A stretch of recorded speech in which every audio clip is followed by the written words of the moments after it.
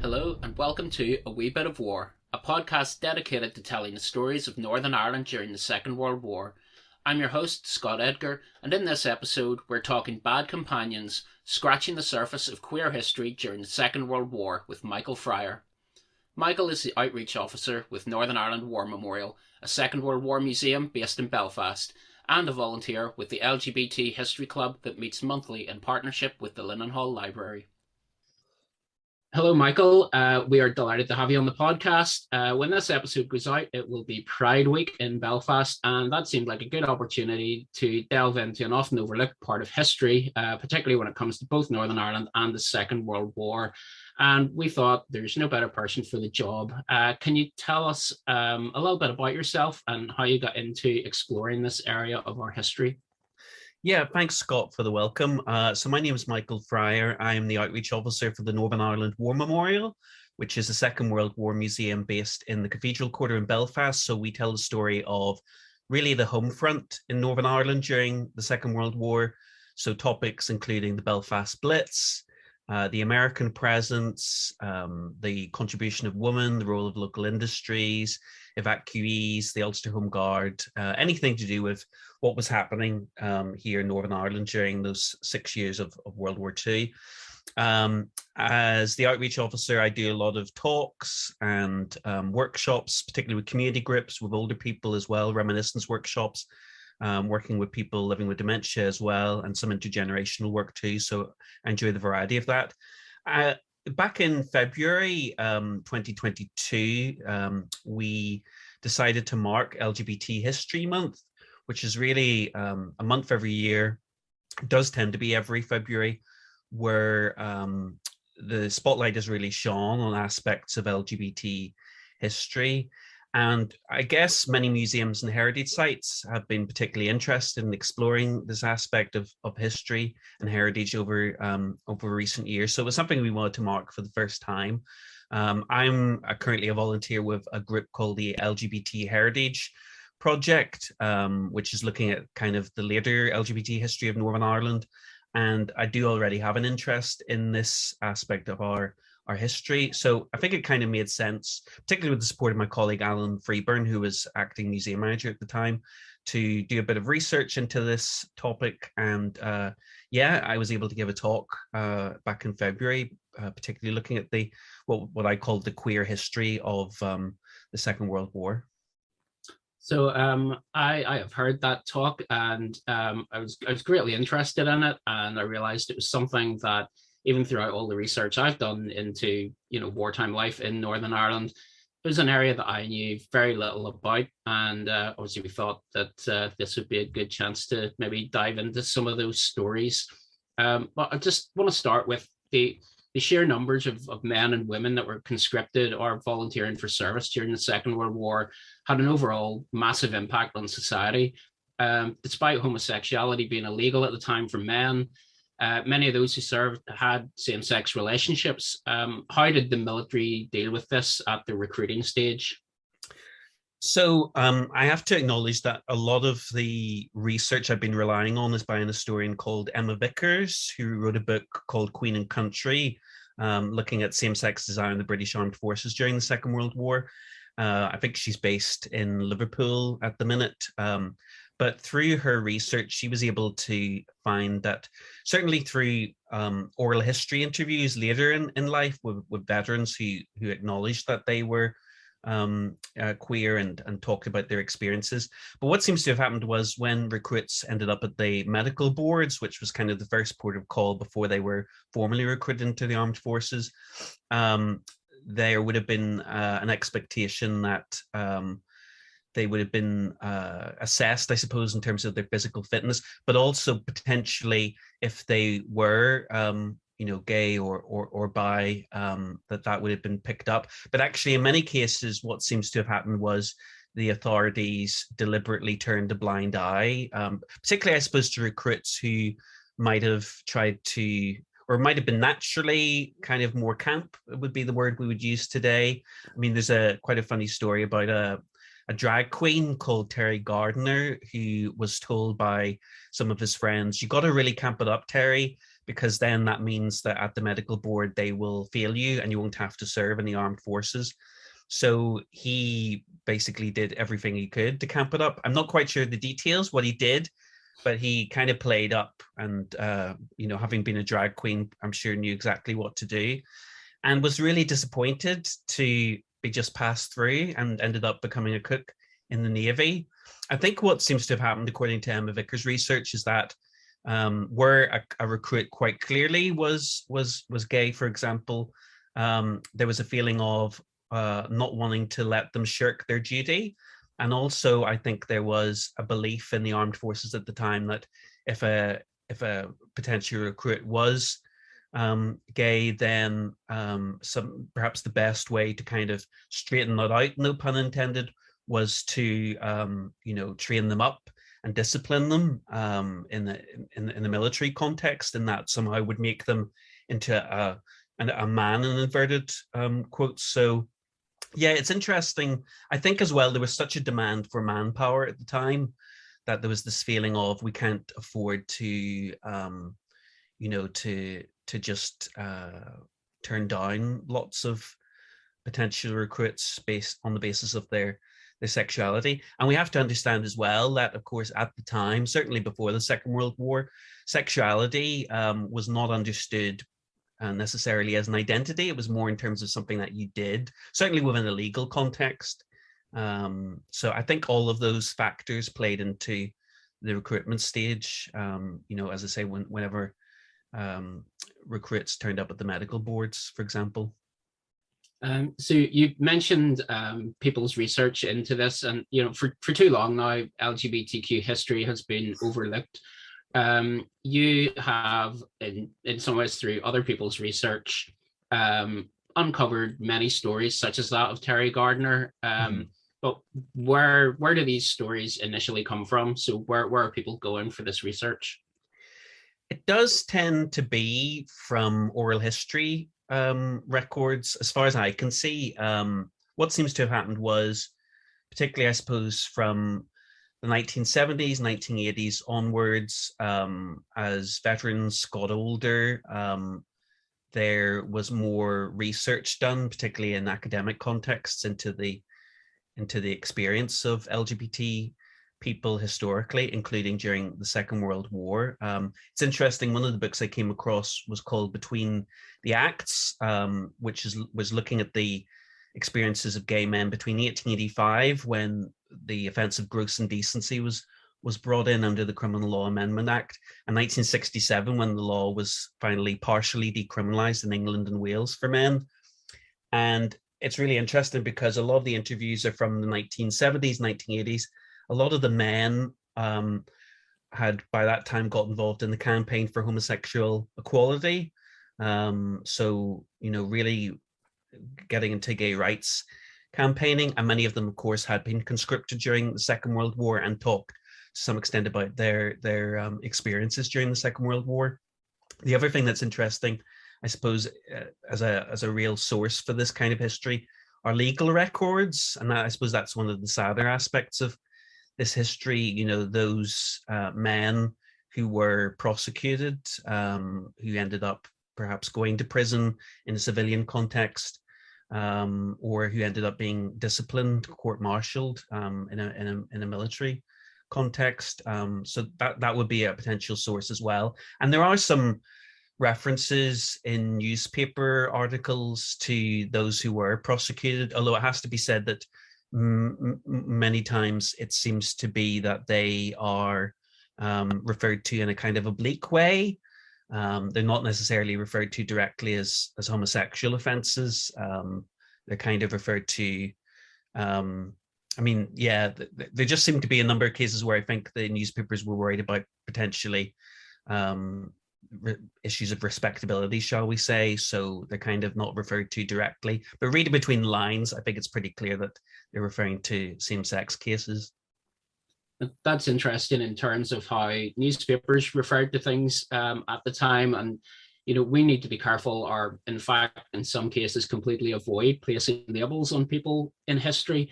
As we mentioned in the introduction there, war really impacted society as a whole. And there was much more opportunity and freedom of, for freedom of exploration within same-sex activity.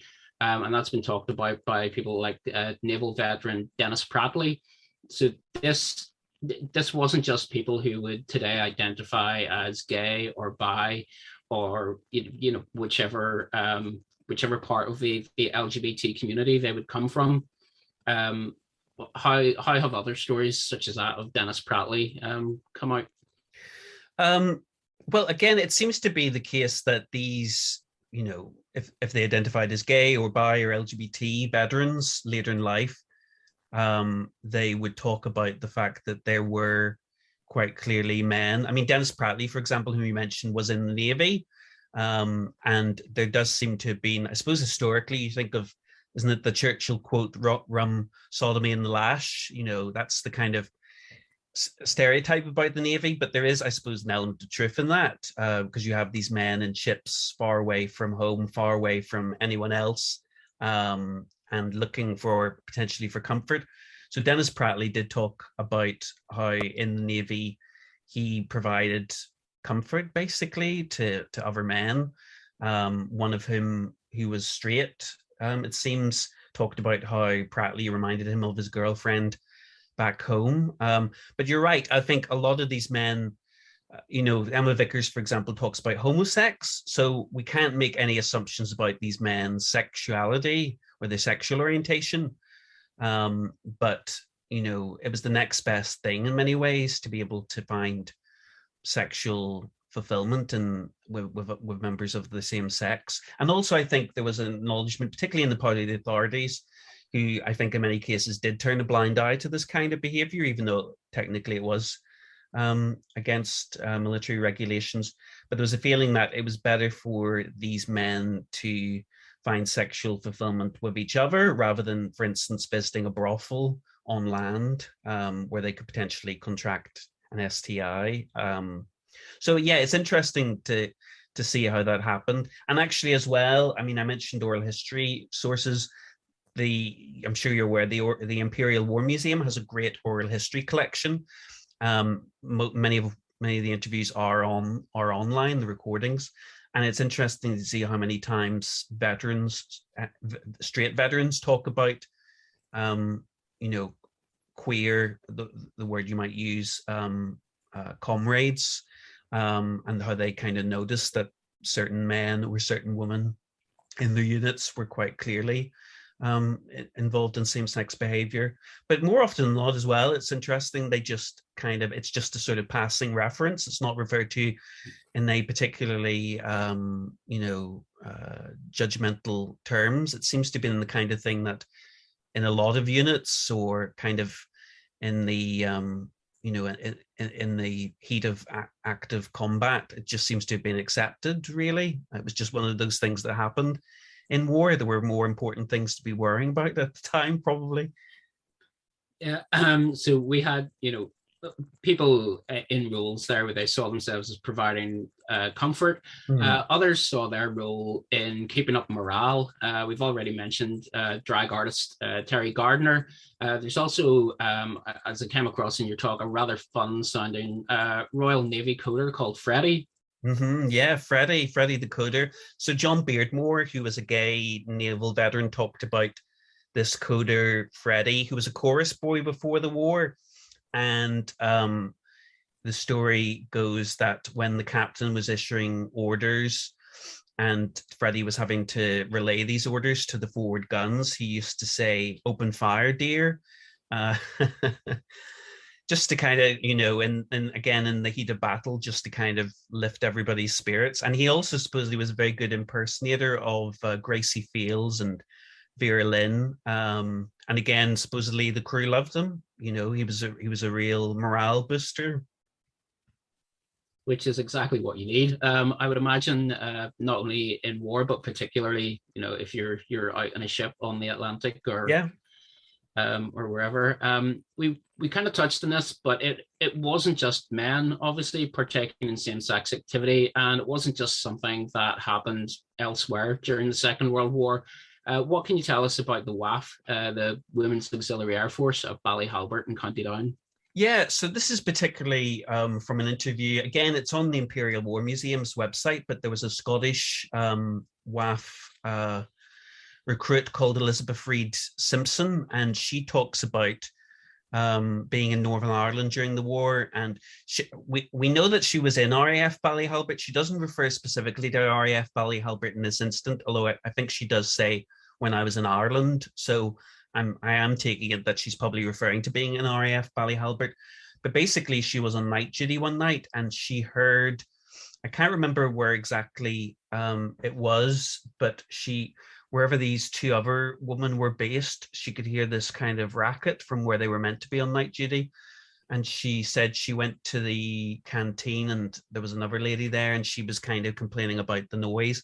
And then this older woman sort of looked at her as if, how stupid can you be? And she said, don't you realize that they're lesbians? And they manage to get transferred to the same station every time, and they're not interested in you, so don't worry about it and just ignore it. And that was it.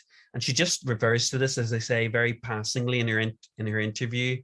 And as far as I can see from what she says, it was one of those relationships that everybody just accepted. It was just one of those things. I think more generally in the WAF, I came across a quote from the director of the WAF at the time, who talked about, because obviously it wasn't illegal in the same way as it was for men, although it would have been, potentially opening them up to disciplinary charges. But the director of the WAF at the time talked about how these schoolgirl crushes need to be watched for. So there was a sense in which it was an immaturity involved rather than something particularly sinister or something particularly illegal. And I mean, as well, also in the ATS, there seemed to be a number of units of the ATS where there were a number of lesbians involved. That's again, we see that in the oral history interviews. Now, one local story, which I don't think you covered in the talk that you gave in February, it struck me as particularly unusual, is that of Jonathan Ferguson of Lurgan. Mm-hmm. And not too much is known about their early life, but what can you tell us? So I got this, actually, it was Tom Hulme, who's a LGBT historian at Queen's University, pointed this out to me. There's a blog called the Women's Engineers History blog, which is run by a lady called Nina Barker. And she came across the story of Jonathan Ferguson, who was actually born Joey Ferguson in 1915 in Lurgan, attended Lurgan College. And Joey, as she then was, worked for the Air Transport Auxiliary, or enlisted into the Air Transport Auxiliary during the Second World War. And then in 1958, changed gender, so became Jonathan Ferguson, was a civil servant at the time. Interestingly, it was covered in newspapers in England, and Jonathan seems to have actually had the real privilege of being able to change his name and his gender on his original birth certificate in Northern Ireland, which supposedly was something that had never been heard of before. And I think he died in an accident in the 1970s in England.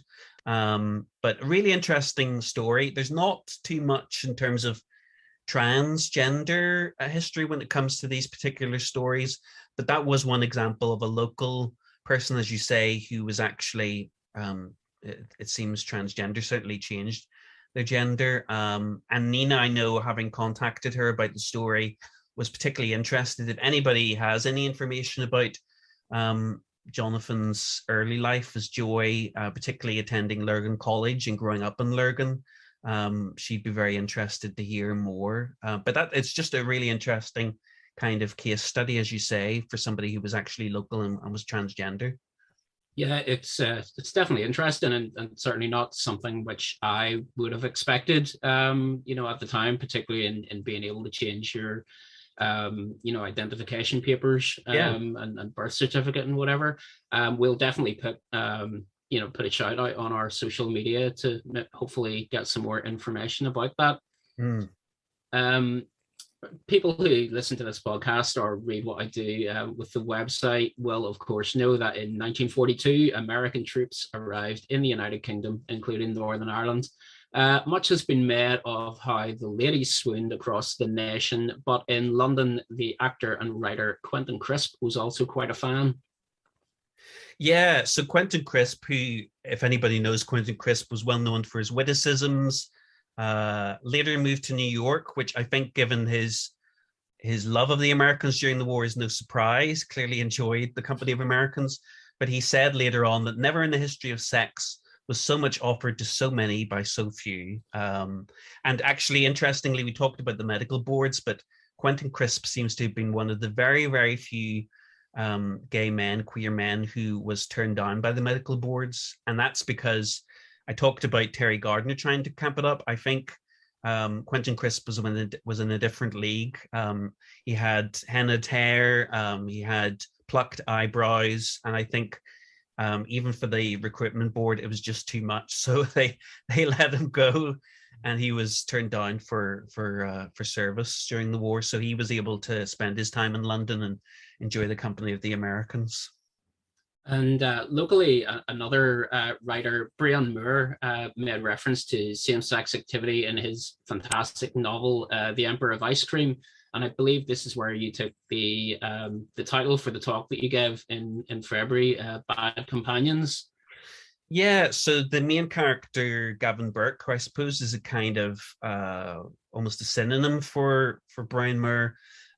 He comes across a Protestant minister and these two very camp young men in a house in Belfast, and doesn't realize that they're all quite clearly gay. And then afterwards, as he's leaving, his friend kind of points out to him, "Don't you realize that those three men were actually, queer, basically?" And he's kind of horrified at this, but also kind of really kind of attracted to this very different context from a kind of quite strict Catholic upbringing that he's had. And as he's kind of talking to himself or thinking to himself in his inner voice, he thinks about them as bad companions. That's how they'd be labeled. And that was what I took as the title for this, for the talk I gave back in February, because it is one of the very, very few references to same-sex activity in Northern Ireland during the Second World War. And I'm sure Brian Moore, given his experiences in Belfast during the war, it was probably something that was based on an experience that he himself might have had, or a story that he might have heard about. And you mentioned there the kind of lifestyle and the more kind of touching more on a cultured, artistic lifestyle. And another well-known Northern Irish personality during and after the Second World War was the film director Brian Desmondhurst. He was born in East Belfast and commemorated with a blue plaque on the Strand Cinema, if anyone knows the cinema. And he was almost certainly an out bisexual man, would you say? Yeah, he identified as bisexual, although I think most of the stories seem to be that he was gay. He famously, or infamously, should I say, said that he was trisexual. His interest was in the army, the navy, and the household cavalry. And there are stories, for example, from the actor Simon Callow, who wrote a piece about Brian Desmondhurst for The Guardian some years ago, but of Hurst in the 1970s, 1980s, kind of holding court with, these groups of younger followers in London. But very talented film director. Obviously, this is, the 80th anniversary of the Americans arriving in Northern Ireland, and his Letter from Ulster, that the movie he made about the Americans in Northern Ireland. I'm sure there'll be a lot to commemorate the first showing of that in Belfast. But yeah, no, definitely somebody who was gay, I think it's fair to say, and from Belfast, and worked here during the Second World War. And while we can, talk about this more kind of extravagant side of things and people holding court and, working within a kind of thriving arts and literary scene, it is important to remember that homosexuality for men was illegal at the time. In Belfast, there were known areas down by the docks and by the infamous Dubarrys by the Albert Clock, where men would cruise for sex, but such acts didn't always go unpunished. Yeah, that's true. Again, Tom Hume was very kind to point out to me that there is at least one case of a soldier and a civilian being caught at Queen's Quay, which is just across the River Lagan, not far from Dubarry's, in I think it was 1941. And there were a number of cases. Again, the original files are held in the Public Record Office of Northern Ireland, so Tom was given access to those, and again was very kind to give me some information about some of those cases. There was one case in November 1939 when a soldier called Robert James Jess and a civilian called Walter Bradshaw were both caught. Actually, the only reason it happened was because supposedly Jess approached Bradshaw and asked him for a cigarette in Great Victoria Street late one night. And that does seem to have been a kind of cruising approach at the time to see if there was interest. And they went back to Bradshaw's aunt's house.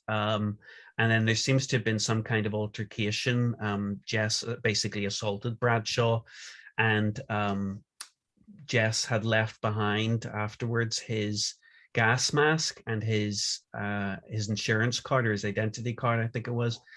And from there, he was tracked to Willowfield Barracks and was arrested. And when the case came up in 1940, again, it's interesting. I mentioned about the newspapers.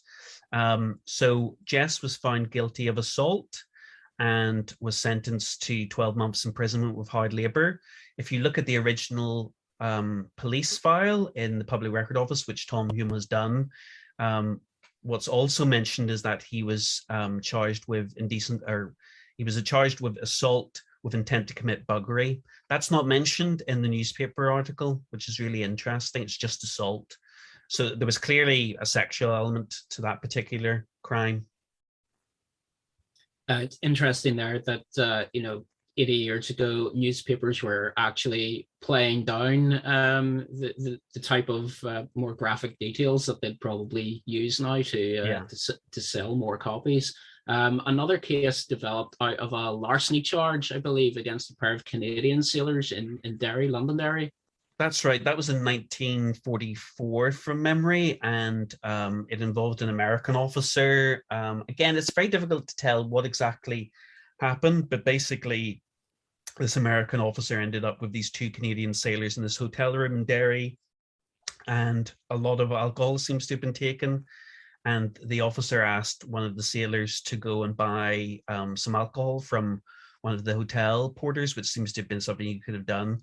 And when the sailor returned, he found the other sailor sitting on top of the officer. And yeah, there was a lot of, I suppose, counter accusations in terms of what was happening afterwards. It only seems to have come to light because when the American officer claimed he woke up, there was about £14 in banknotes was missing from his uniform.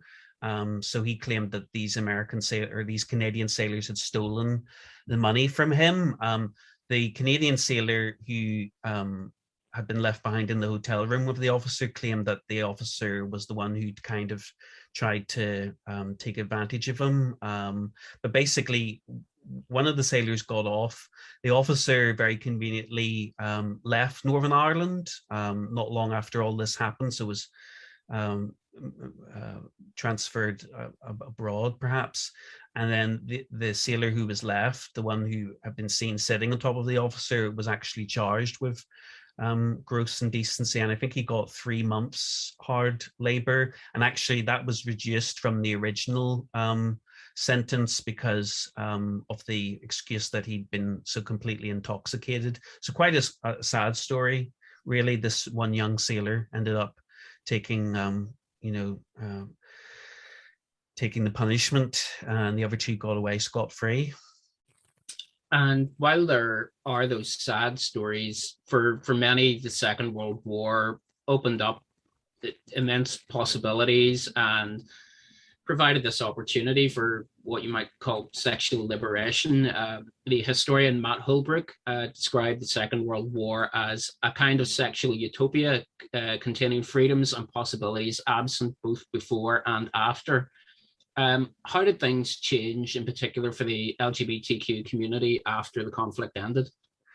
Well, it's it's kind of a sad story, I guess, because there seems to have been something of backlash, particularly against gay men after the war. And that was partly to do, I suppose, with a sense that regardless of sexuality, it has to be said, but because particularly, for example, the church had regarded moral standards as being very lax during the war. So people like the Archbishop of Canterbury and other church leaders very much emphasized in their public statements that there needed to be a return to traditional and inverted quotes and quotation marks values. You have to remember as well, I suppose, that there was a declining birth rate at the time. Supposedly divorce rates were going up. Many men, I suppose, had left their families during the war. Some of them never returned. There was a challenge to traditional gender roles in many ways during the war.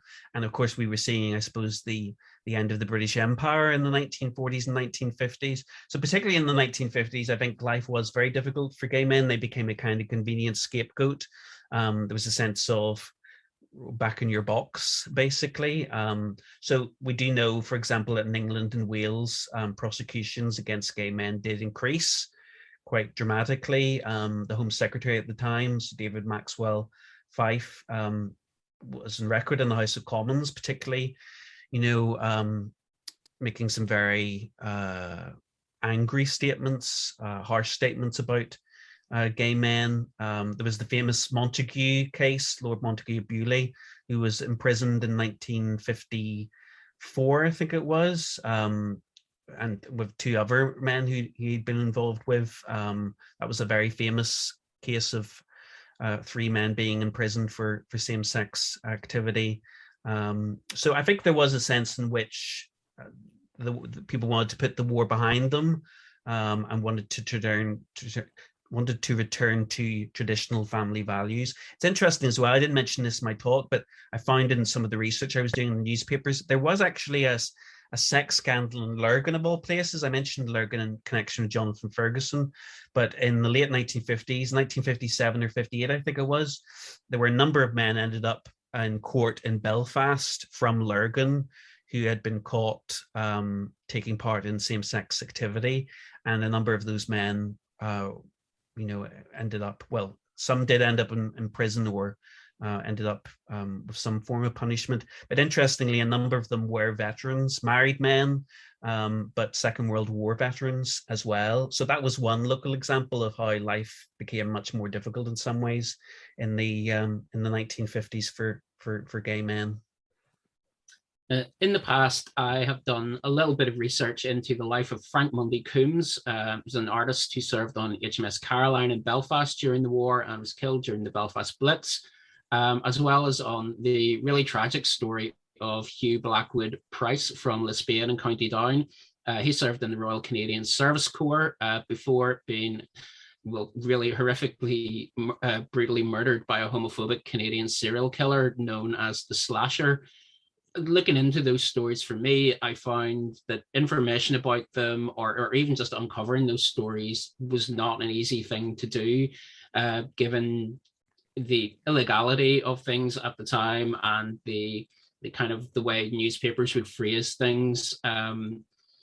If people do want to go on to find out more about this particular part of history, where is a good place that you would recommend starting your research? I definitely think Emma Vickers' book, Queen and Country, is the best overall account of life for LGBT people, or certainly LGB people in the armed forces during the Second World War. I think that's definitely the best single account. And even to look at the lives of people like Dudley Cave. Dudley Cave was a Second World War veteran, served in the Far East, just about survived, imprisoned by the Japanese, and later went on to campaign for gay rights alongside the well-known campaigner Peter Tatchell. So a lot more of those stories are being told now. And to look at some of the oral history accounts, I mentioned the Imperial War Museum's oral history collection. There's definitely some, references to same-sex activity in those accounts, but definitely, yeah, I would recommend. Also, the book Fighting Proud. I've forgotten the name of the author, but that's an account of gay men's service in the First World War and the Second World War in the armed forces. If anybody wants to see some of the sources that I use for my talk, if you go to my blog post on the Northern Ireland War Memorial's website, you'll find a list of sources at the bottom of the blog post, which is some really good books, including Emma Vicker's book and Matt Holbrook's book, which we've mentioned, which are a really good starting place to find out about some of these accounts. And I will put up links to your blog post and links to some of those books in the show notes for this episode.